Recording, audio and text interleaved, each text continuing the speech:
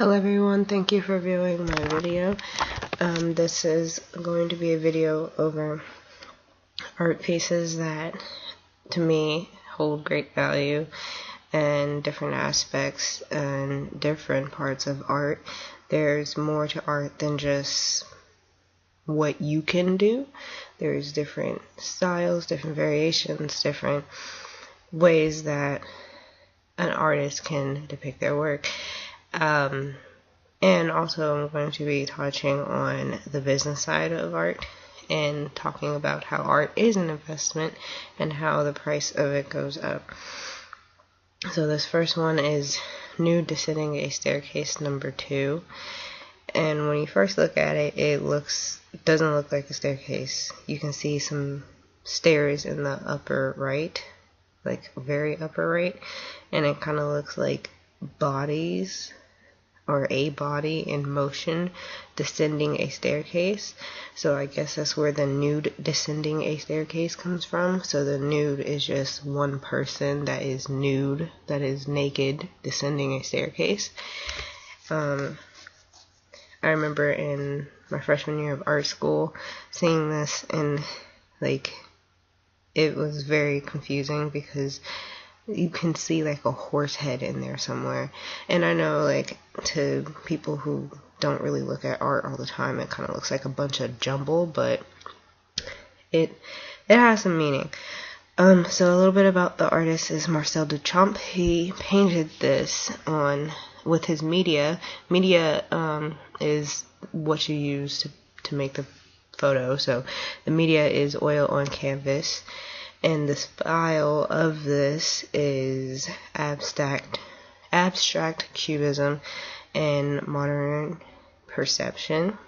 So, you know, what you see, it's abstract, it's dealing with a bunch of different shapes and perceptions, and you can sort of see different textures in the shadings.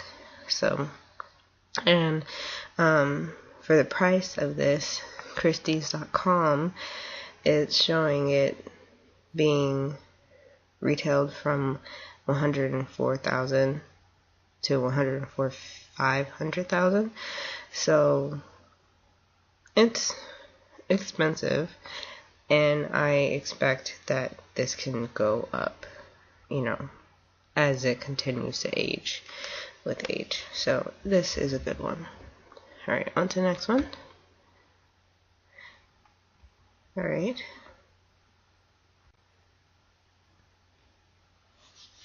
Alright, so this one is the Jackson Pollock. He has a whole bunch of different type of sorry for the long pause. I kind of like had a brain cramp. He does drip style of painting in these masterpieces in his collection. I think it goes like 1 through 16, I believe, or 1 through 20, like number through 20, 1950, all the stuff that he's done in 1950. And when you look at this photo, it does look like a lot's going on. And one of my pet peeves as a art lover and as an artist and someone who rarely values art is when someone says, oh, I can do that. Oh, that just looks like a bunch of jumble mess that I can do. And I think that's very insulting to the artist, because this is a masterpiece. He used drip technique to use this, and it's among one of his largest paintings. Like, y'all, this thing is massive, and it's really hard I didn't get the dimensions, and I know I should have, but this thing is huge. Like, imagine the biggest wall in your house, and this thing can cover it. It's huge. I remember, I think there's a replica of it in the Houston Fine Art Museum downtown, I think.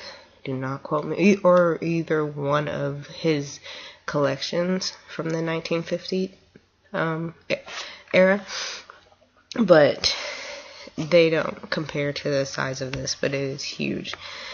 And it is abstract impressionism.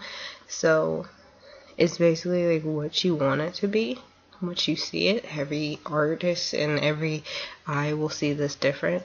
Like, to me, I see the black more, but someone else could see the white more painting in it.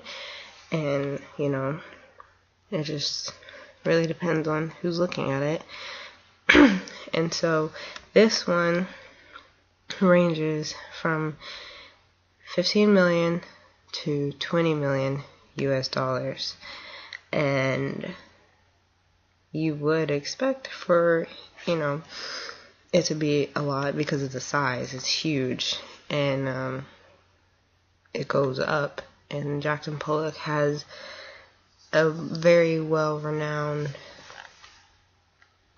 fan base, and artists like him, like a lot of music artists like Jackson Pollock, and there's been references in modern day paint and art and stuff. So it's a really good investment, and it has went up.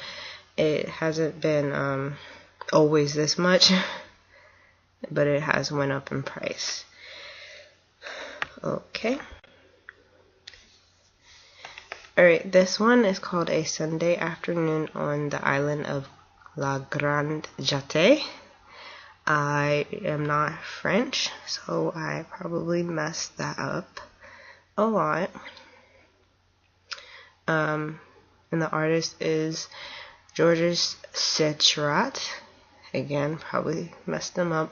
The media is oil on canvas, and it is neo-expressionism and pointillism.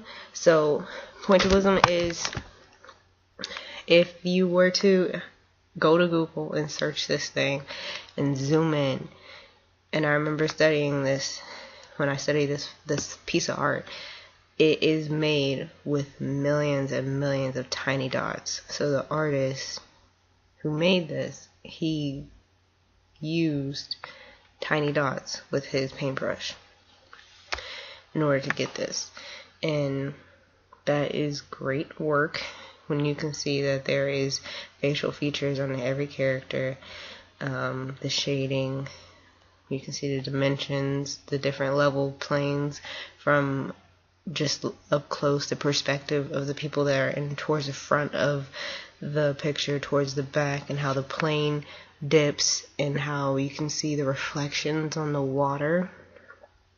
It's very, you know, that's amazing. And also you can see that it's like a realism too, that they're using people, whereas other, you know, abstract doesn't really use people as much. And also you can see that it's kind of unrealistic, because you wouldn't have like all these people like just crowding, and you like there's a monkey on somebody's shoulder in this picture. I don't know if you could see it from this. And you know, just people just on a Sunday afternoon just chilling but on the island. But ultimately, I know it's like really flat. But with the millions of dots thing, that's what I find super duper impressive. And this one is worth, where is it? It can be sold for $35.2 million. So more than Jackson Pollock, and that's okay. But you have to think of the labor that has went into this painting with the dots and everything, and that is very impressive to me. Alright. This is The Persistence of a Memory by Salvador Dali. It is surrealism, avant-garde, and the media is oil on canvas.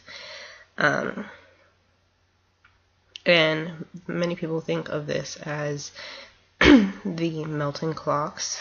Like, if you've seen this in your childhood, and one day you just thought about art, and you want to think about this particular piece of art and don't remember the actual, or didn't know the actual name, if you just type in melting clocks on any search engine, you would get this picture. And he does have a whole bunch of different pieces like this that are, well, like I said, like this, but this is his most known one. And the persistence of a memory, to me, that is just showing that as time goes on, you will still have a memory. And this has been something that I have been dealing with.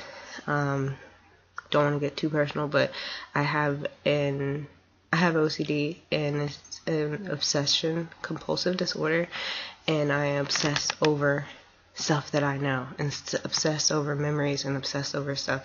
So this one kind of like really speaks to me when it's the persistence of a memory, because it's like, you know, that's what I'm going through, like persistence of a memory, and how it will always be there.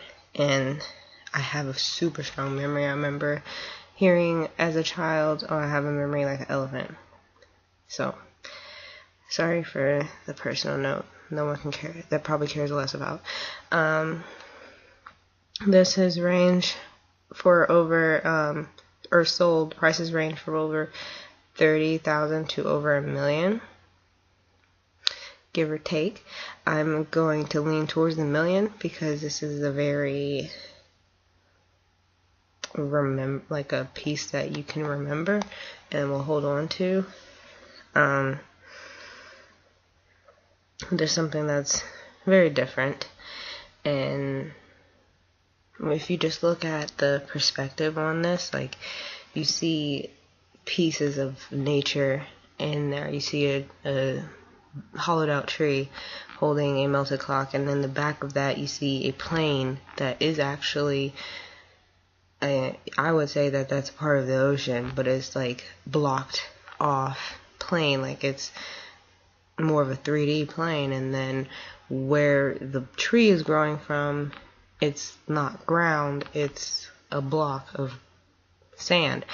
And then you have an actual natural piece in the back with the mountain piece, and then the melting clocks, and then looks like a little water heater next to the other clock. And it's just like different pieces, and it kind of looks like a dream, like how dreams, all the dreams are like different, and there will be pieces that are real in a dream, and then pieces that you can tell that are like fake. So that's what I get from that. Alright, and this one is the Sistine Chapel. The notorious Sistine Chapel ceiling that was painted by Michelangelo between the years of 1508 through 1512. The media was gold and plaster. And the most interesting thing about this one, particularly, November 1st of this year has marked 505 years of it being open to the public. So November 1st, 505 years ago, it first opened its doors for public to view Michelangelo's beautiful art.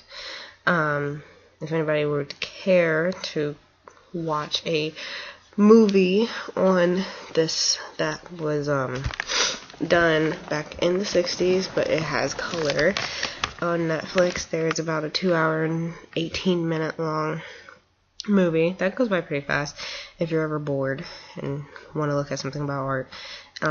It's called The Agony and the Ecstasy, and it is played by Charlton Heston. He plays Michelangelo, and it just talks about and shows the conditions that an artist went through, that Michelangelo went through to paint this beautiful, huge ceiling in the Sistine Chapel. This piece, or pieces, can be worth, well, the whole ceiling can be worth from $450 to $550 billion. But if there were to be like restorations with modern day technology, it can be worth from anywhere from 1.8 to 2.2 trillion dollars.